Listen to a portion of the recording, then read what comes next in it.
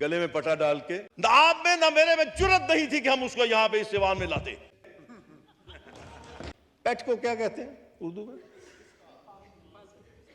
पालतू। आगे मैं नहीं कहूंगा क्योंकि बड़ा वो जो जानवर जिसका नाम लेने जा रहा था मैं, यहां इस ऐवान का एक मुअज़्ज़ज़ रुकन 2 साल पाबंद सरासर, उस शख्स ने एक बहुत बड़ा काम किया जिसकी सजा उसको दी गई। डर है, खौफ है कि मेरे मुंह से कुछ ऐसे अल्फाज ना निकल जाएं जो बादशाह सलामत जो आपके पहलू में बैठे हैं उनकी शान अक़दस में कहीं गुस्ताखी ना हो जाए। शैतान को अगर शैतान ना कहा जाए तो ये शैतानियत है। वो शख्स जो इस मुल्क के आइन के साथ खिलवाड़ करे उसको आप क्या कहेंगे? जो शख्स इस मुल्क की बहू बेटियों को वो रास्ता दिखाए जो रास्ता फिर वही कहूंगा शैतान की तरफ जाता है, तो उसको आप क्या कहेंगे? वो शख्स अगर इस मुकाम तक आया है, इस असेंबली में पहुंचा है, लेकिन एक बात मैं बड़े दुखी दिल से कहता हूं। अस्सलाम वालेकुम नाज़रीन कराम, आपको मुकम्मल वीडियो दिखाते हैं। कौमी असम्बली में पहुंचते ही शेख रोहेल ने पूरे ऐवान को हिला कर रख दिया। शेख रोहेल का कहना था कि इस मुल्क में जमहूरियत कहीं दफन हो चुकी है। शेख रोहेल ने किसी को न बख्शा, सबको उड़ा कर रख दिया। असम्बली की ऐसी तारीखी तकरीर मेरे ख्याल से आपने पहले नहीं सुनी होगी। आप ये वीडियो देखिए, फिर इस पर डिटेल में बात करते हैं। वो शख्स जो इस मुल्क के आइन के साथ खिलवाड़ करे उसको आप क्या कहेंगे? जो शख्स इस मुल्क की बहू बेटियों को वो रास्ता दिखाए जो रास्ता फिर वही कहूंगा शैतान की तरफ जाता है, तो उसको आप क्या कहेंगे?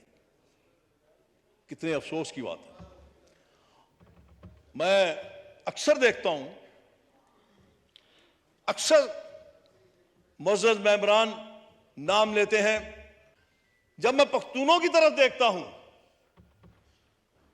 तो मुझे एक बहादुरी, एक अना, एक उनमें गैरत नजर आती है। कोई शख्स यहां बैठा मुझे बता दे ये तीनों चीजें अगर उसमें हैं। बहुत बड़े घर का फर्जंद था, बहुत नाजो नम में पड़ा था, बड़ी आसाइश की जिंदगी गुजारी उसने। यकदम उसमें एक तब्दीली आई। यकदम उससे सोचा कि इस मुल्क के पाकिस्तान के अवाम के लिए, इनके दर्द के लिए, इनकी तकलीफों के लिए, इनके हक के लिए खड़े होना चाहिए। तो चल पड़ा। मैं उस वक्त शायद जवानी में कह लीजिए, एक ट्रेन पे सफर किया उसने और उसके साथ इस मुल्क के पाकिस्तान के अवाम चलना शुरू हो गए। हम बहुत जोश में ये बात कहते हैं कि जुल्फ़िकार भुट्टो ने आइन दे दिया और हम उसे मोहसिन पाकिस्तान कहते हैं। एक तस्वीर आपके ऊपर भी लटक रही है, ये मोहसिन पाकिस्तान है। इसने आपको पाकिस्तान दिया। जरा अपने अपने गिरेबान में झांक के देखिए, क्या हम उस बानिए पाकिस्तान के कहे हुए क़ौल पे चले? क्या हमने इस पाकिस्तान की हिफाजत की? क्या हमने उसके उस पाकिस्तान को उस रास्ते में चलाने की कोशिश की जो रास्ता उन्होंने दिखाया था? जी नहीं। मैंने एक बहुत पहले ये कहा था, जनाब स्पीकर, मेरा अदारा और बाकी इदारे एक ही वक्त में आजाद हुए थे, लेकिन बदकिस्मती के साथ हमारे इस अदारे को कमजोर से कमजोर तर कर दिया गया और उसमें कोई और शामिल नहीं जनाब स्पीकर, उसमें मैं और आप शामिल। आज देख लीजिए,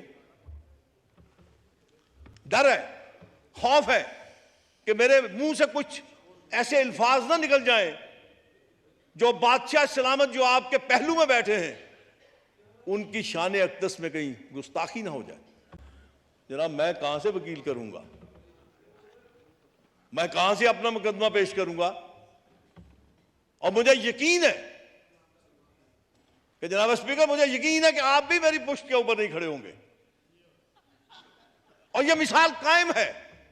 यहां इस ऐवान का एक मुअज़्ज़ज़ रुकन 2 साल पाबंद सरासर रहा। न आप में न मेरे में जुर्रत नहीं थी कि हम उसको यहां पे इस ऐवान में लाते। मैं ऐसा कुछ नहीं करूंगा। आप कहते हैं कि उसको आइन की सजा दी गई।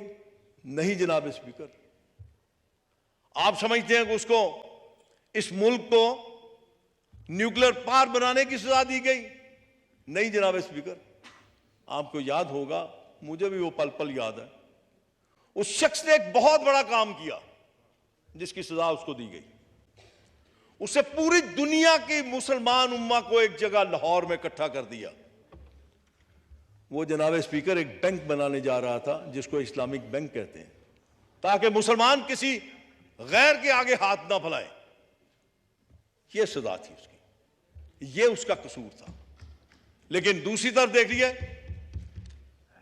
एक शख्स था जिसका नाम ज़ियाउल हक था। आज जरा गौर कीजिए आज के हालात पे। जुल्फ़िकार अली भुट्टो की एक बेटा दुनिया से गया, दूसरा बेटा शहीद कर दिया गया, बेटी शहीद कर दी गई, खानदान खत्म हो गया।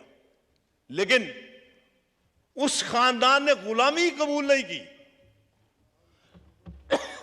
और ज़ियाउल हक के बेटे ने गले में पटा डाल के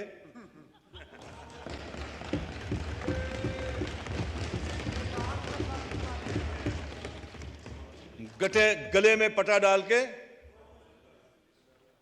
पेट को क्या कहते हैं उर्दू में? पालतू। आगे मैं नहीं कहूंगा क्योंकि बड़ा वो जो जानवर जिसका नाम लेने जा रहा था मैं, बड़ा वफादार है, मालिक को नहीं काटता। लेकिन जो बाजार के होते हैं ना, वो मालिक को भी नहीं छोड़ते। आज वो शख्स अगर इस मुकाम तक आया है, इस असेंबली में पहुंचा है, लेकिन एक बात मैं बड़े दुखी दिल से कहता हूं। नाज़रीन इकराम, आपने वीडियो देखी। मुस्लिम लीग नून के रहनुमा शेख रोहेल की तारीखी तकरीर तारीख में हमेशा याद रखी जाएगी। शेख रोहेल का कहना था कि इस मुल्क की आवाम पर रहम करें। मुल्क इस वक्त महंगाई के बोझ तले दब चुका है। आवाम को समझ नहीं आ रही कि मामले को किस तरह आगे लेकर बढ़ें।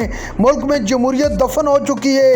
आइन और कानून को किस तरह पामाल किया जा रहा है, पूरी दुनिया देख रही है।